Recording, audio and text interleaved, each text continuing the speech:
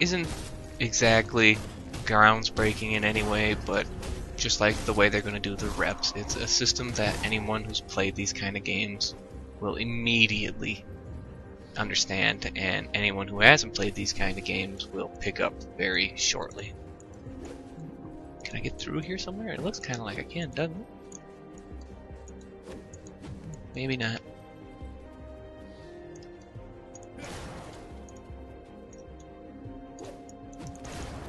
No, I guess not.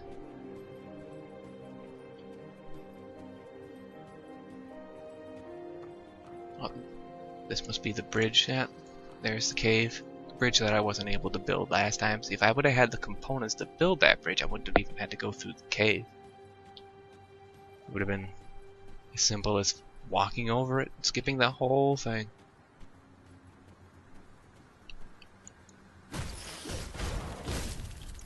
That skill's not ready.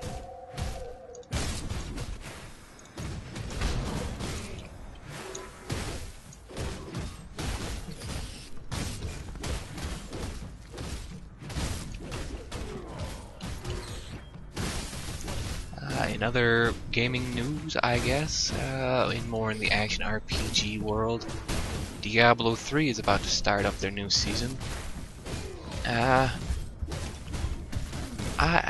I don't know what to say about it. I mean, I heard what they plan on doing is taking these older legendaries, like the Wormwood, for anyone who doesn't know, is a staff that is just complete and utter garbage, and revamping them to be more appealing, possibly even useful. But which is good and all. I have no problem with them doing that. My problem lies in how dare they refer to this as new content. It's not new content, it's old content that's being made better, which should have been something that they were doing anyway. It shouldn't be a seasonal thing. This should just be something that they're doing, and the fact that they're trying to drum it up as the new content for the new season is pretty shitty and kind of lazy. And haven't they been lazy enough about that game? I mean, seriously.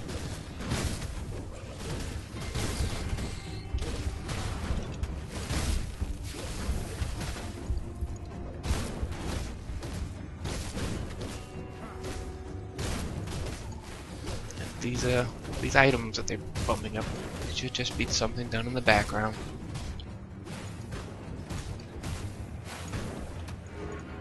Should have been an ongoing process since day one. I mean,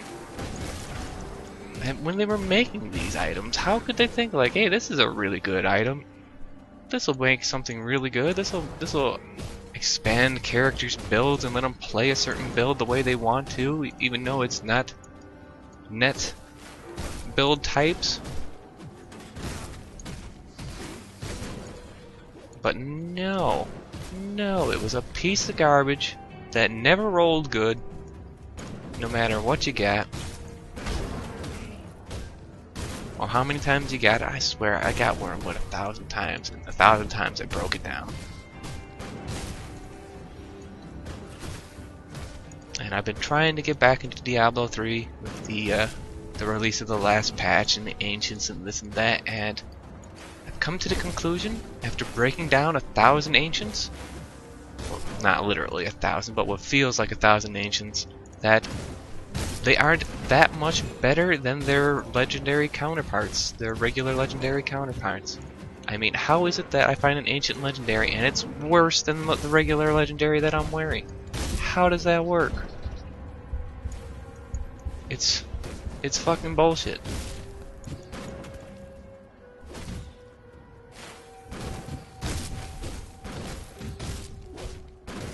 So, and what's become as me looking for legendaries to expand or maybe change the way I play a certain characters, it's just become me looking for legendary ancient versions of what I'm already wearing to try and become slightly more powerful than what I already am. And that's bullshit. That's bullshit.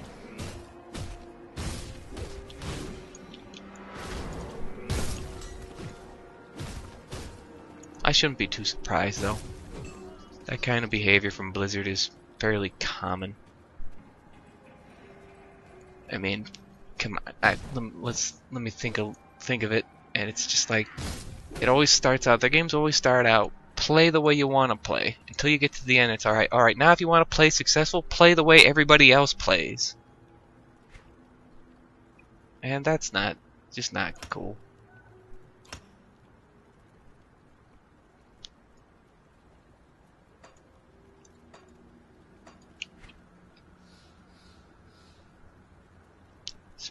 Spend a few points, maybe actually make this this video kind of about Grim Dawn, a game that I'm very excited is actually going to be, you know, a really good one that I can completely absorb myself in. I mean, I know that this genre is just getting flooded these days, but quality over quantity. We need some quality. Path of Exile was so close. Torchlight 2 was so close. Diablo 3, I keep on trying and I keep on wondering what the fuck am I doing spending my time playing Diablo 3 and spending my money on Blizzard games.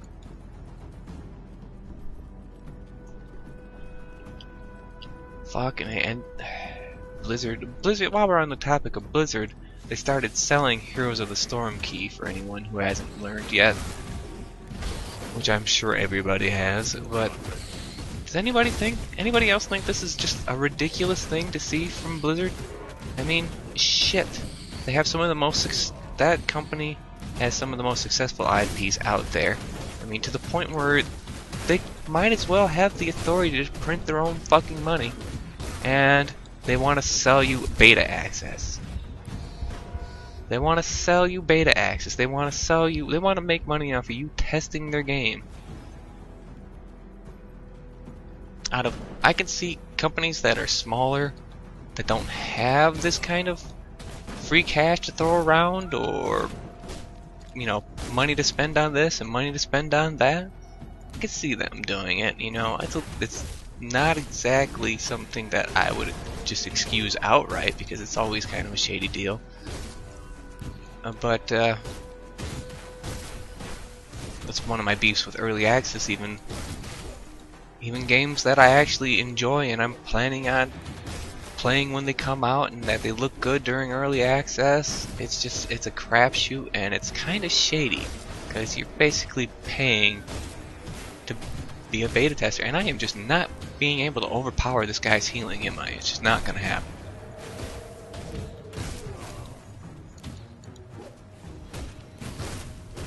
So, I mean, I remember when I got early access and the keys in the mail, and it was actually a pretty big thing for me, and you actually had to have some sort of responsibility when you were playing the game as a beta tester. I mean, you couldn't go 5 minutes without having to fill out a survey, or, you know, log in and you start replicating bugs, and because that's your purpose of being there, is to replicate bugs. Now it's just a beta is here is a version of the game that we're going to change like all the time, and you can buy to get in it, and you can buy all the stuff in it, but we're going to continue to call it beta, so that way when we change absolutely everything about it, you can't get into a shitstorm and angry and shit like that, because we'll be able to say it's just beta. And I think that business practice and that mindset is why we've got some of these games that are just sitting in the perpetual beta state. Good games that won't leave beta because they fear the backlash of the community when they change something. One I can think of right off the bat that I frequently play, Warframe. A great game, has tons of content, extremely grindy. And RNG is the name it might as well be the second name of the game. But it's in a perpetual beta stage that I fear will never come out of. And I don't know why. It's gotta be this mindset that if they leave the beta phase and then decide to change something, that their community will just go balls out insane and leave. Or maybe it's this other reason that I was toying around with a buddy is that they always have to do a second pass on things that they come out with, like Arcwing. There's this new Arcwing thing where it was basically Zone of Enders in their game. If people that don't know Zone of Enders, it's an action mech type of game with an anime influence, as I'm sure most mech games are. But it's very bare bones right now. Most people don't even like it, and I'm sure what Warframe's going to do is what they've done with all their other systems. They'll give it a second pass, and they'll call it 2.0, and then it'll be good. And maybe when they've actually came out with everything, and then they've done a second pass on it, then they'll decide to actually come out of their beta. But yet to be seen.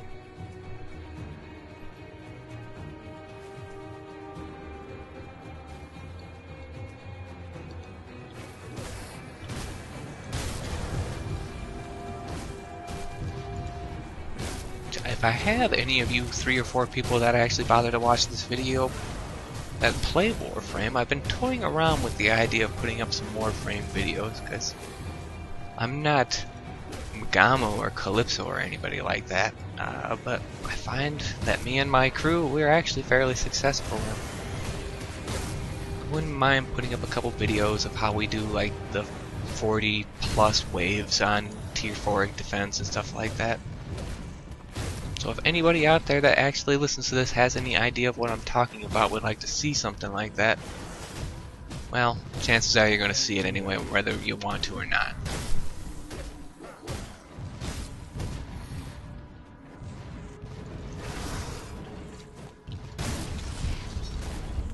And I guess Dying Light is a thing now, too. Looking at these zombies, it made me think of other zombies. I have yet to play it. I don't know if I ever will. I don't have it in me. It's not that I can't be bothered. I have plenty of free time. I just don't have it in me to play yet another mediocre zombie game. Which I guess, in all honesty, it isn't fair for me to be referring it to mediocre, seeing as I haven't played it. I'm taking this off of just the more successful YouTubers' opinions and reviews. But it's hard. It's hard to garner the enthusiasm to play something that looks so fucking mediocre.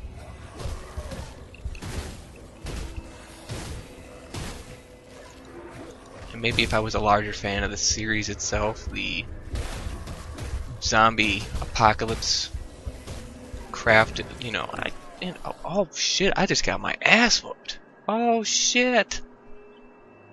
Turns out I have to concentrate instead of talking.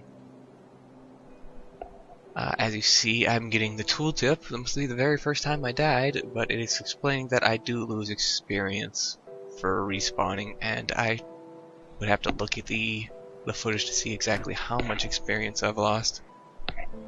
But I don't think it was that much.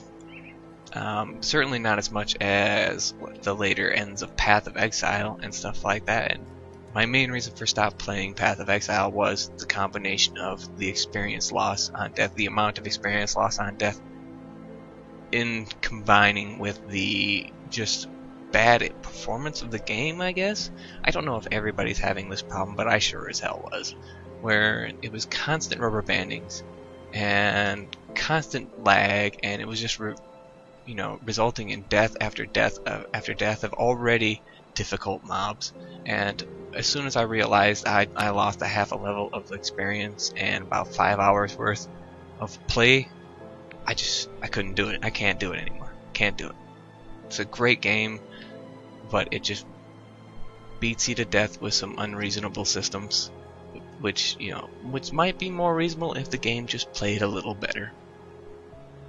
But with that death, I believe this would probably be a good time to wrap it up, and thank you for coming back if you decide to come back.